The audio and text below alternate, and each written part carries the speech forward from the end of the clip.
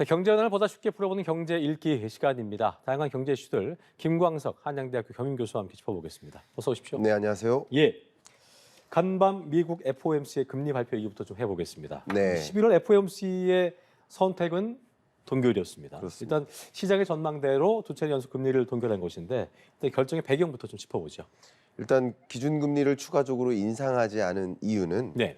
물가 상승률이 다소 둔화되고 있었기 때문입니다. 그러니까 물가 상승률이 다시 이렇게 치켜 올라간다면 불안하기 때문에 물가 불안을 또 잠재우기 위해서 추가적인 금리 인상을 했겠지만 네. 그럴 필요가 없었다라고 FOMC 위원들은 판단했다라고 볼 수 있고요.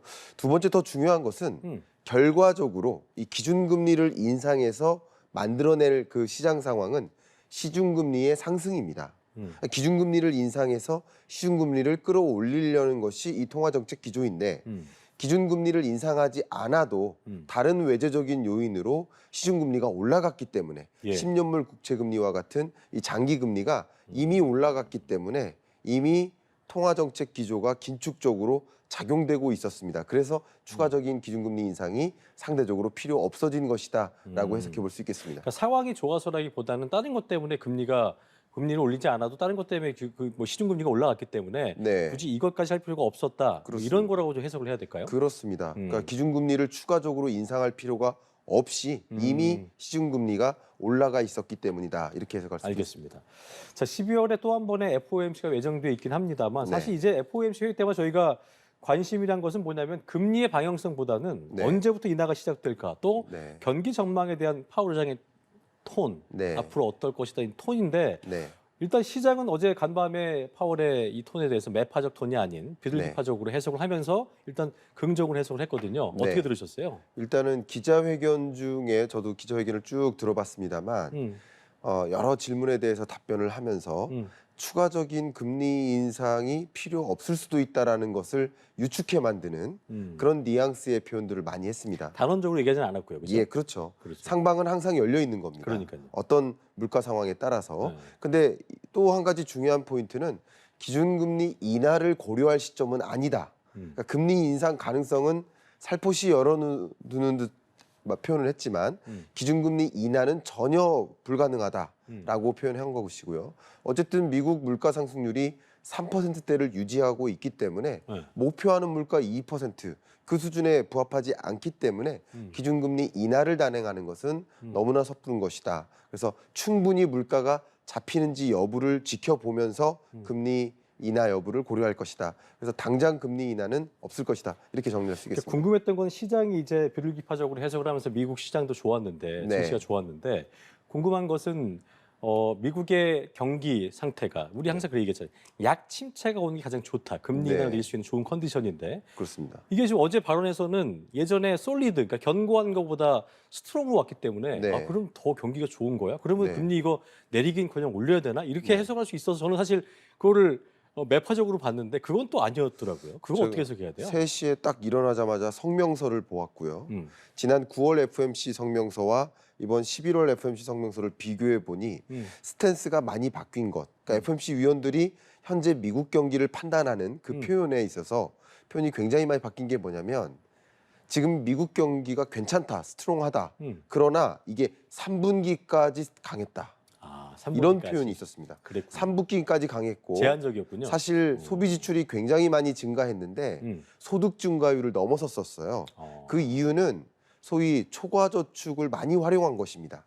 기존에 20년, 21년 동안에 축적했던 초과 저축을 활용해서 소비 지출로 옮겼던 것이고 벌어서 한 게 아니고 그렇죠. 기존에 모아놨던 거죠. 근데 4분기부터는 초과 지출을 할 수 있는 초과 저축이 많이 소진된 상황이기 때문에 다시 경기가 좀 냉각될 수 있겠다라고 판단해 볼 수 있겠습니다. 그렇군요.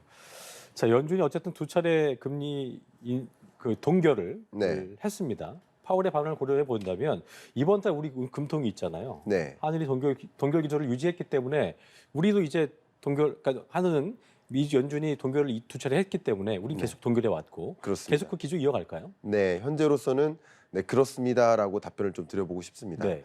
그러니까 미국이 추가적으로 기준금리를 인상했거나 추가적으로 인상할 가능성을 좀 굉장히 강하게 표현한다면 그러면 한미 기준금리 격차가 안 그래도 2%포인트로 역사상 가장 높은 수준으로 격차가 벌어져 있는데 그 격차가 더 벌어지는 것은 다소 부담스러울 수 있을 것 같아요.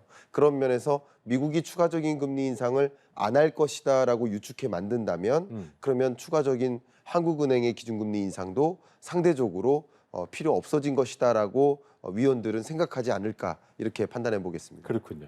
아까 하나 못 여쭤봤던 것이 그렇다면 금리 인하의 시점이 있잖아요. 네. 그러니까 금리 인상을 하지 않더라도 네. 동결 상태가 쭉 갈 수 있고 지금 파월 의장 같은 경우는 2%대 인플레이션율이 오기 전까지는 네. 금리 인하 없다라는 얘기를 유지하고 있는데 네. 사실 전문가들 말 들어보면 2%대 인플레이션율은 이제 어려울 수도 있다는 예상도 뭐 나오기도 하고 시장에서 어떻게 네. 좀 예상을 해야 될까요? 일단 24년 미국 물가 상승률은 연간 기준으로 2%대 중후반입니다. 중후반이요. 그러면 2%대 중후반이니까 이 물가 상승률이 2%라는 그 관역에 딱 맞은 건 아니에요. 그렇기 때문에 2024년에도 목표하는 물가에 부합하는 그 달이 찾아오지 않을 수도 있습니다. 않을 수도 있다. 예, 않을 수도 있다. 그러면 기준금리 인하는 없는 것이라고 보셔도 좋습니다. 근데 지금의 시나리오대로 전개된다면 24년 4분기 정도에 목표하는 2%에 부합하는 물가가 올 수 있고 그 지점에서나 기준금리를 한 차례 정도 인하할 수 있지 않을까 이렇게 유추해 볼 수 있을 것 같습니다. 알겠습니다. 자, 이런 상황에서 미국 재무부가 다음 주에 실시한 국제 입찰에서 잔기물 비중을 시장의 예상보다 좀 적은 수준으로 네. 조정하기로 하면서 속도 조절에 나섰는데 어떤 의미라고 봐야 될까요? 네, 일단 지금 말씀드렸듯이 기준금리를 2번 연속 동결했는데 국채금리가 굉장히 높게 상승했었거든요. 특히 10년물 국채금리가. 그렇죠. 그렇게 된 배경은 미국이 또 역시 재무부 입장에서 국채를 많이 발행해서입니다.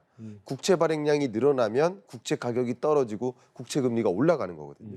그러니까 최근까지 3분기까지 미국 국채 발행량이 엄청났습니다. 1조 달러가 넘었었습니다. 그랬군요. 그런데 이번 4분기부터는 발행량을 좀 줄여나가겠다. 대략 7,760억 달러 규모로 좀 많이 줄여나가겠다. 그러니까 이렇게 줄여나간다는 얘기는 국채 발행량이 줄어들면 자연스럽게 국채 가격이 올라갈 수 있고 올라가겠죠. 국채 금리가 내리고. 떨어지는 효과를 기대하고 의사결정을 내린 것이 아닐까 생각해 봅니다. 알겠습니다. 자, 소비자 물가 상승률 얘기를 좀 해볼 텐데 지난달 소비자 물가 상승률이 3.8% 나왔거든요. 네. 여름철에 이제 이상 기온 같은 계절적 요인이 좀 완화되는 10월, 지금 지난 10월부터는 다소 네. 좀 이제 둔화되지 않을까 기대감이 좀 있었는데 오히려 상승폭이 커졌거든요. 예, 그렇습니다. 어떤 배경으로 봐야 될까요? 뭐 일단은 여러분들이 많이 체감하시는 석유류, 에너지 가격이 유가가 많이 급등했죠. 유가가 문제군요. 그래서 10월에 국제 유가가 급등하면서 각종 물가가 또 많이 반영된 것이라고 볼 수 있겠고요. 또 한 가지 작용한 것이 강달러입니다. 강달러. 예, 10월에 강달러가 야기됐기 때문에 9월, 10월. 그러니까 강달러 속에서는 한 단위 수입 물건을 더 많은 돈을 주고 사와야 된다. 이렇게 볼 수 있겠죠. 그러니까 이것이 원자재나 부품 가격이 올라갈 수 있고요.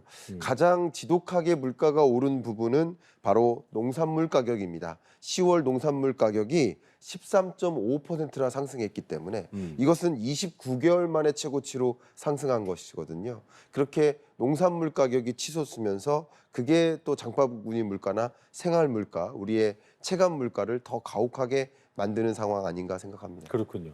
체감 물가가 가까운 생활 물가 지수 4.6% 올랐고 OECD 방식의 근원 물가 지표인 식료품과 에너지 네. 재배 지수 같은 경우에는 3.2%가 올랐는데 정부가 이제 이런 얘기했어요. 당초 예상보다는 물가 하락 속도가 좀 완만할 거다 네. 평가했거든요. 예. 우리나라 같은 경우에는 2%대 물가는 뭐 좀 어요원할까요? 어떻게 좀 예상하세요? 2%대 물가 상승률은 올해 내에는 기대하기 어려울 거라고 올해 이제 생각합니다. 얼마 안 남았으니까요. 역시 2024년에도 월별 물가 상승률이 2%로 떨어지는 것은 쉽지 않아 보입니다. 오지 않을 수도 있다. 예, 아마도 지금으로부터 한 1년 정도 남았다라고 생각을 합니다.